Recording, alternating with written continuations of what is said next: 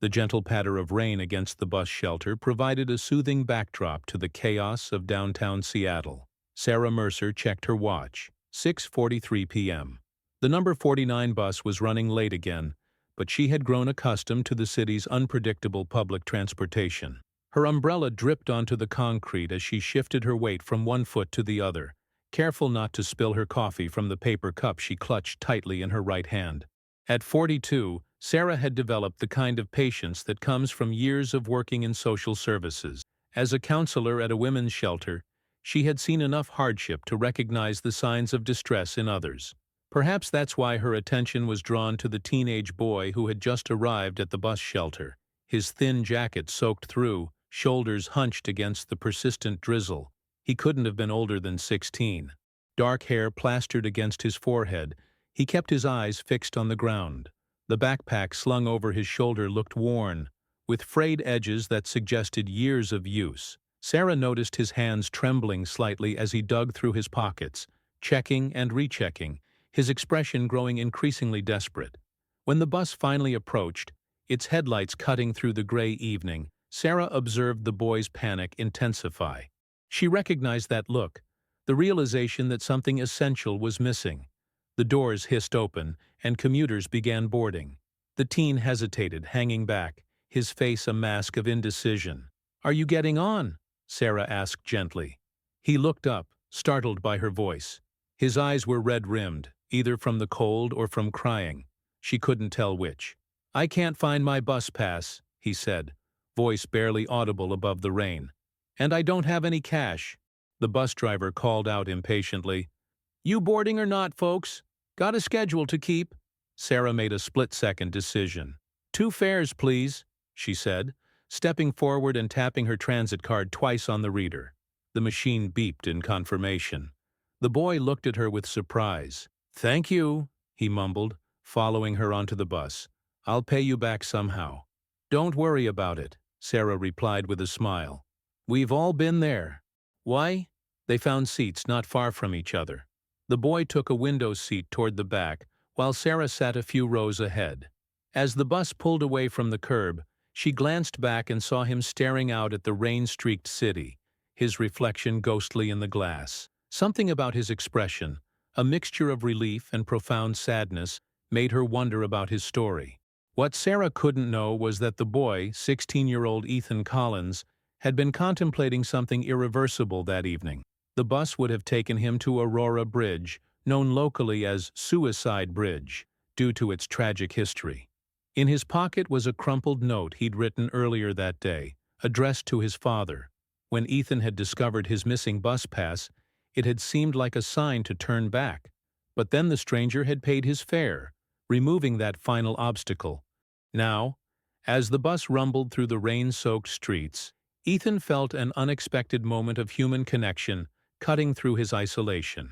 It wasn't much, just a small kindness from a stranger, but it was enough to make him pause. He pulled out his phone and saw 3 missed calls from his father. For the first time that day, he considered answering the next one.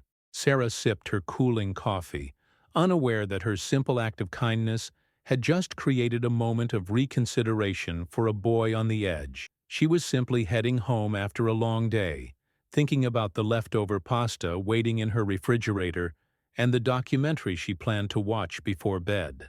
The bus stopped at a red light, and Sarah noticed the teen still watching the rain, his finger tracing patterns on the foggy window. There was something about him that reminded her of the kids she used to work with at the youth center years ago, before budget cuts had eliminated her position there. She wondered if he was one of the many teenagers in Seattle who had fallen through the cracks of an overwhelmed system. As the bus continued its route through the city, Sarah and Ethan remained connected by proximity, but separated by the silence that exists between strangers. Neither could have predicted how their brief encounter would develop into something that would change both their lives. 2 days later, the rain continued its relentless assault on Seattle. Richard Collins stood in his son's bedroom, staring at the unmade bed. Ethan had come home late the night before and had barely spoken 2 words to him at breakfast before heading to school. Their relationship had been strained since Catherine's death 3 years ago, but lately it had deteriorated into something worse, a cold silence punctuated by occasional arguments. Richard ran his hand over his face, feeling the stubble he hadn't bothered to shave. As a detective with the Seattle Police Department, he was trained to notice details, to see patterns others missed. Yet somehow he had failed to recognize the signs of his own son's suffering. His phone rang, breaking his reverie. It was the school calling to inform him that Ethan hadn't shown up for classes today. The knot in Richard's stomach tightened. This wasn't the first time Ethan had skipped school, but after finding a concerning web search history on their shared computer last night, Richard's professional instincts were on high alert. Across town, Sarah was having a difficult morning at the women's shelter. A new arrival had come in during the night, her situation more complicated than most. As Sarah filled out paperwork and made calls to secure emergency housing, her mind occasionally drifted to the boy from the bus. She hoped he had made it home safely that night. By mid-afternoon, the rain had eased to a gentle mist. Sarah stepped out for a late lunch break, deciding to walk to the small park near the shelter. Despite the damp benches, she found a relatively dry spot under a large maple tree and unwrapped her sandwich. That's when she noticed him, the same teenager from the bus, sitting alone on a swing set designed for much younger children. His feet dragged on the ground as he swayed slightly, staring into the distance. He wore the same thin jacket, now even more soaked than before. Sarah hesitated. Her professional training urged caution about approaching minors outside of work settings, but her instincts told her something was wrong. She gathered her things and walked slowly toward the swing set. "Mind if I join you?" she asked, gesturing to the empty swing beside him. Ethan looked up, recognition flickering in his eyes. "Bus lady," he said quietly. Sarah smiled. "I prefer Sarah, but bus lady has a certain ring to it." She sat on the adjacent swing, not pushing for conversation. After a few moments of silence, she asked, "Shouldn't you be in school?" Ethan shrugged. "Doesn't matter." "It might to someone," Sarah replied carefully. Ethan's laugh was hollow.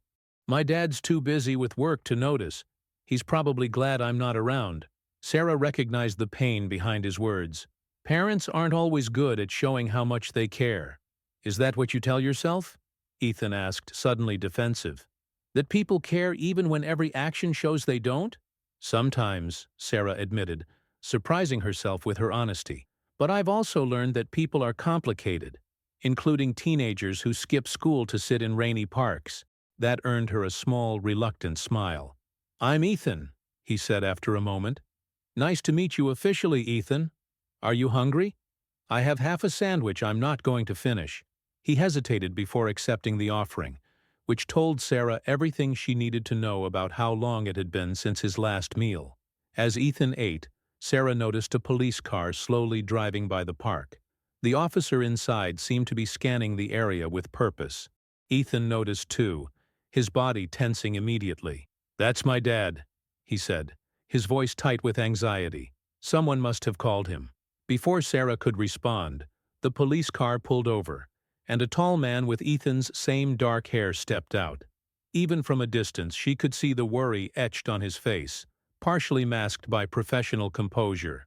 "Ethan," the man called out, relief evident in his voice as he approached. "I've been looking everywhere for you." How did you find me?" Ethan asked, not moving from the swing. "Mrs. Patel saw you walking this way." Detective Collins turned to Sarah, his expression shifting to careful assessment. "I'm Detective Richard Collins, Ethan's father." Sarah stood, extending her hand. "Sarah Mercer. I actually met Ethan briefly on the bus a couple of nights ago." Recognition flashed in Richard's eyes. "You paid for his fare?" Sarah nodded, surprised he knew this detail. "He mentioned it," Richard explained, though something in his tone suggested there was more to the story. "Thank you for that." An uncomfortable silence fell over the three of them as rain began to fall again, harder this time. Richard looked at his son, concern warring with frustration on his face. "We should go home, Ethan. We need to talk." The way Ethan's shoulders slumped told Sarah everything about how he felt about that prospect.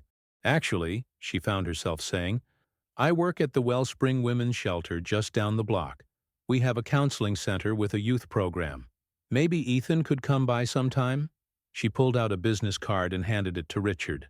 "We offer free sessions for teens. No pressure, just a thought." Richard studied the card before pocketing it. "Thank you. We'll consider it." His tone was polite but non-committal. As father and son walked toward the police car, Sarah noticed how much distance Ethan kept between them, physical space that mirrored the emotional gap she sensed in their relationship. She watched them drive away, wondering what had happened to create such a divide. What Sarah didn't know was that the night after their bus encounter, Richard had found a draft email on Ethan's computer, a goodbye note that had chilled him to his core. He had also discovered that Ethan had researched the Aurora Bridge, information that had sent him into a panic when Ethan hadn't shown up at school. As Richard drove home with his silent son beside him, he fingered the counselor's business card in his pocket and wondered if this stranger might hold the key to reaching Ethan before it was too late. The Wellspring Women's Shelter occupied a renovated Victorian house on a quiet street in Capitol Hill. Though primarily serving women in crisis, its youth counseling program had been added 5 years ago after a generous grant from a local tech company. The program offered support to children and teenagers affected by domestic violence or experiencing their own crises. Sarah was surprised when, 3 days after their encounter in the park, Ethan appeared in the shelter's waiting room. He sat alone, hands shoved in his pockets, looking simultaneously defiant and vulnerable. "Ethan," she greeted him, careful to maintain professional boundaries despite their previous meetings. "Are you here for the youth program?" He nodded, not meeting her eyes. "My dad made me come. Said he'd take away my computer if I didn't." Sarah led him to a small counseling room decorated to feel less clinical. Comfortable chairs, soft lighting, and abstract art on the walls. "Your dad didn't come with you?" "He dropped me off. Had to work." Ethan's tone was flat, but Sarah detected the undercurrent of hurt. "Well, I'm glad you're here," she said, settling into a chair across from him. "This is a safe space. Nothing you say leaves this room unless you're in danger or planning to hurt yourself or someone else." At the mention of self-harm, Ethan's eyes flickered momentarily to hers before returning to study the carpet. The reaction confirmed Sarah's suspicion that there was more to his story than simple teenage rebellion. Their first session was mostly Ethan giving one-word answers to her questions. He revealed only the basic outline of his life. He was 16, a junior at Roosevelt High School, lived with his father, and his mother had died 3 years ago from cancer. "That must have been incredibly difficult," Sarah said gently. Ethan shrugged. "It was worse for my dad. They were high school sweethearts or whatever. He's never been the same. And how have you been since then?" "Fine." The word hung in the air, its inadequacy filling the space between them. Sarah didn't push. She knew from experience that trust had to be built gradually, especially with teenagers who had experienced loss. "Would you like to come back next week?" she asked as their time ended. "Same time?" Ethan hesitated before nodding. "Maybe, if my dad makes me." Outside, Detective Collins waited in his police cruiser. Sarah watched through the window as Ethan approached the car, his posture stiffening as he climbed inside. She caught a glimpse of Richard's face, exhausted, worried, and clearly out of his depth with his troubled son. Over the next 2 weeks, Ethan returned for his appointments, each session revealing a little more of his inner world. He spoke about his mother's long illness, how he had pretended to be strong for his father's sake, and how after her death, the pretense had become impossible to maintain. "He doesn't see me," Ethan confessed during their 4th session. "He looks at me, but he's seeing her, or the son he wishes I was, or just another problem to solve." "Have you told him how you feel?" Sarah asked. Ethan laughed bitterly. "We don't talk about feelings in our house. Not since Mom died." The breakthrough came unexpectedly during their 5th session. Sarah had suggested they try a different approach, walking and talking in the shelter's small garden, rather than sitting in the counseling room.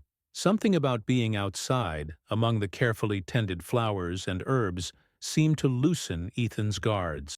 "I was going to jump," he said suddenly, stopping beside a bench. "That night on the bus when you paid my fare. I was heading to Aurora Bridge." Sarah felt her heart constrict but kept her expression neutral. "What stopped you?" Ethan sat on the bench, staring at his hands.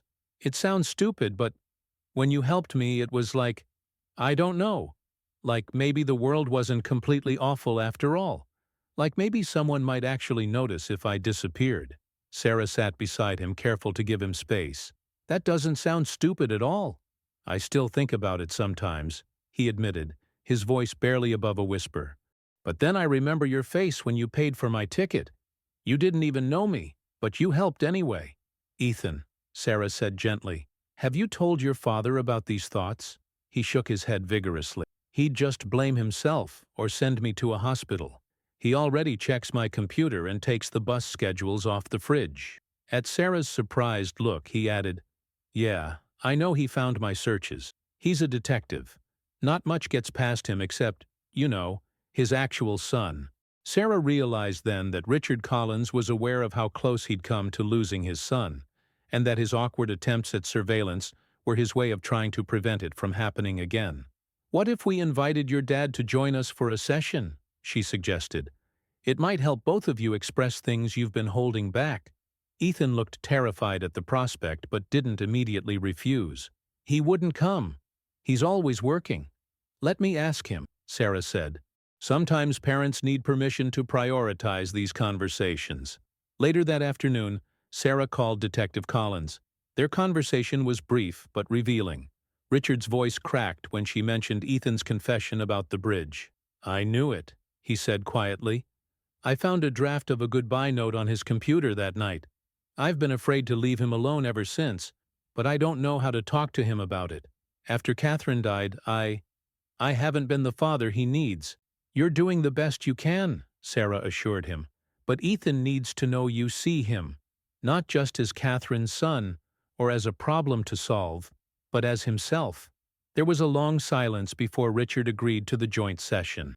The next day, Ethan arrived with his father, both of them looking equally uncomfortable. Richard sat stiffly on the couch beside his son, his hands resting on his knees. The detective's eyes took in every detail of the counseling room, a professional habit he couldn't seem to turn off. Thank you both for coming, Sarah began. Ethan, would you like to start by telling your dad what you shared with me yesterday? Ethan looked down at his hands. You already know, don't you? About the bridge. Richard's composure cracked. Ethan, His voice failed him. You went through my computer, Ethan accused, though there was more hurt than anger in his voice. I was worried, Richard admitted. You've been so distant, and after finding those searches, he took a deep breath. I'm a detective. I'm trained to notice things, to find people who are missing.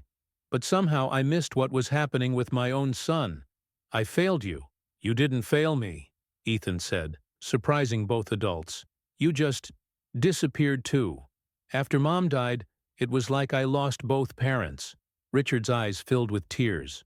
I thought I was protecting you by staying strong, by not falling apart. Your mother made me promise to take care of you, and I thought that meant providing for you, keeping you safe. I didn't realize that I needed my dad. Ethan's voice broke. Not Detective Collins, just Dad.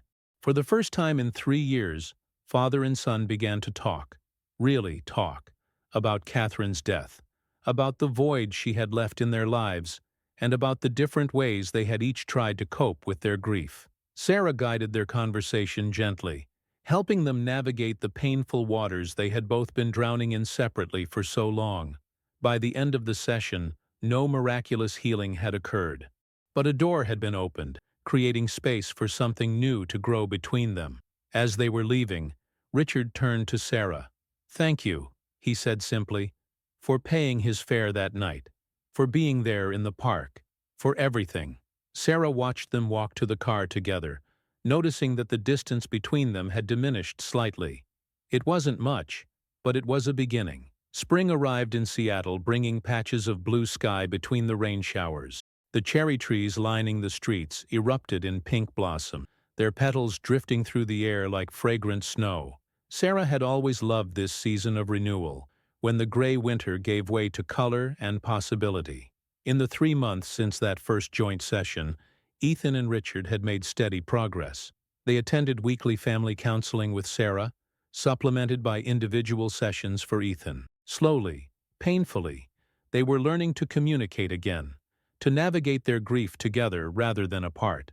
Sarah maintained professional boundaries, but she couldn't help feeling personally invested in their journey.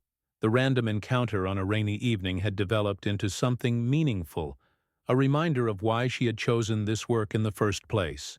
On a particularly beautiful April morning, Sarah arrived at the shelter to find a small package waiting for her at the front desk. Inside was a bus pass and a note. "Sarah, you paid my fare once when I needed it most. Consider this a small repayment, though I can never fully repay what you've given me. The next time someone needs a ride, maybe this can help. Ethan." Sarah smiled, tucking the pass into her wallet. Later that day, during Ethan's regular session, she thanked him for the gift. "How are things at home?" she asked, noticing that he seemed more relaxed than she had ever seen him.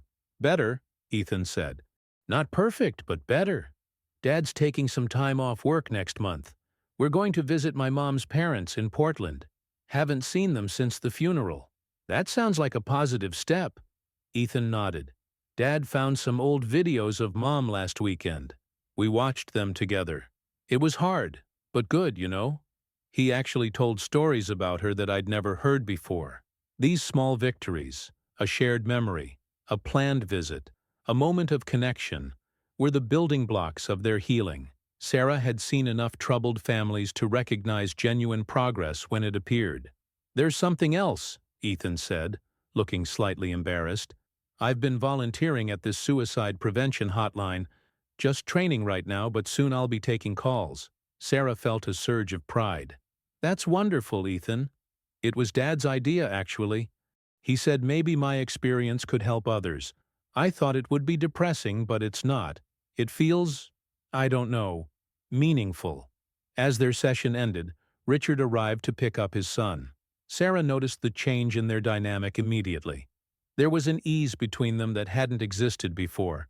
Not the seamless relationship they might have had if Catherine had lived, but something new they were creating together.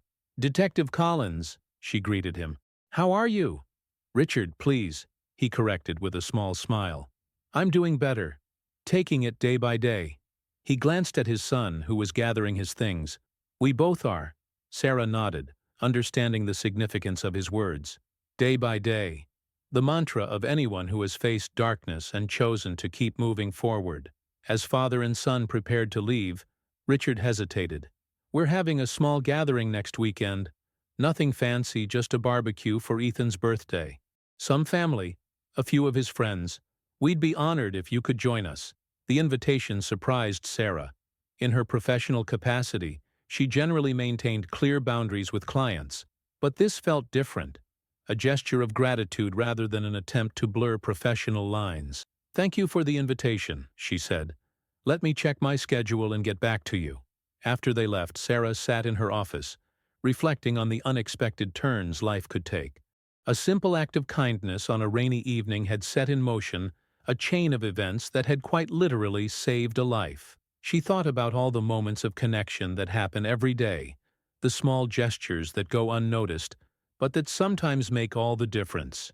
The following weekend, Sarah found herself in the Collins' backyard. Their modest home in Wallingford was filled with the sounds of conversation and laughter.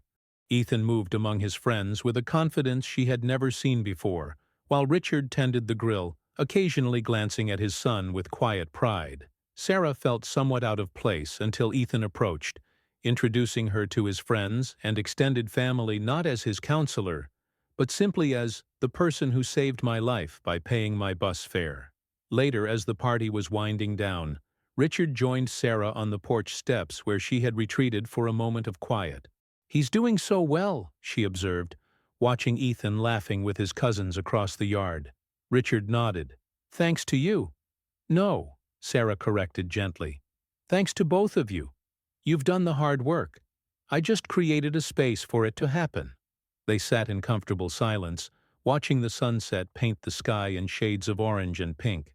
After a while, Richard spoke again, his voice reflective. "You know, as a detective, I've spent my career looking for evidence, following leads, trying to put together the pieces of other people's stories, but I missed the clues in my own home." He shook his head. "If you hadn't been on that bus that night—" "But I was," Sarah said simply. "And Ethan made the choice to keep going. And you made the choice to reach out for help. That's how healing works. One choice at a time, one day at a time. As the evening cooled, guests began to depart. Sarah said her goodbyes, hugging Ethan and shaking Richard's hand. As she walked to her car, she felt a sense of completion. Not an ending, but the closing of one chapter and the opening of another. The next morning, Sarah stood at her usual bus stop, sipping her coffee and watching the city come to life around her. When the bus arrived, she boarded and noticed a young woman frantically searching through her purse, clearly unable to find her fare. Without hesitation, Sarah stepped forward and tapped her card twice on the reader. "Thank you," the woman said, relief washing over her face. "I don't know what happened to my pass." "Don't worry about it," Sarah replied with a smile. "We've all been there." As they found their seats, Sarah thought about the ripples that move outward from even the smallest actions, how one moment of kindness can set in motion currents that change the course of lives in ways we may never fully understand. She looked out the window at the city passing by, at all the people going about their days, each carrying their own stories, their own struggles, their own potential for connection. And she felt grateful to be a small part of that vast, intricate web. One fare, one conversation, one moment at a time.